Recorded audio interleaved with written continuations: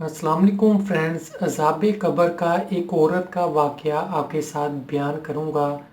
Medina Munawwara का ये वाक़या है, सच्चा वाक़या है। एक औरत की कब्र में इसके साथ क्या हुआ। मदीना मुनव्वरा में एक औरत का इंतकाल हुआ। उसके भाई ने इसको जब दफनाया तो दफनाते वक्त कीमती सामान उस कब्र में गिर गया। उसने सोचा कि मैं कब्र को खोदता हूँ। जब उसने कुछ दिन बाद कब्र को खोदा तो देखा वो कब्र आग से भरी हुई है। उसने डर के फौरन कब्र को बंद कर दिया। ये अज़ाब कब्र के वाक़यात से हमें बहुत कुछ सीखने को मिलता है, इसीलिए ये हम तक पहुँचे हैं ताकि हम इनसे कुछ सीखें। इसी तरह मैंने एक अज़ाब कब्र का वाक़या बयान किया था कि दो दोस्त जा रहे होते हैं, उनके साथ तीसरा दोस्त भी होता है। उसका इंतकाल हो जाता है, उसकी कब्र खोदने लगते हैं तो अंदर से सांप निकलते हैं। पहली कब्र खोदते हैं फिर भी सांप, दूसरी कब्र खोदते हैं तो फिर भी सांप। इतने में वो किसी के पास जाते हैं, उनसे पूछते हैं तो वो बुज़ुर्ग उनको ये कहते हैं कि इसकी कब्र से हमेशा सांप निकलेंगे, तो इसको तुम कहीं भी दफना दो।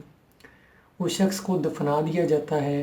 तो उसके बाद उसकी बीवी से पूछा जाता है कि क्या वजह थी कि हमने कब्र खोदी तो वहाँ से सांप निकले। तो उसकी बीवी बताती है कि ये गले का कारोबार करता था और उसके अंदर से ये कुछ गला निकाल के उसकी जगह बोसा भर देता था, यानी अमानत में खयानत, जिसकी वजह से इस पे अज़ाब कब्र हुआ है।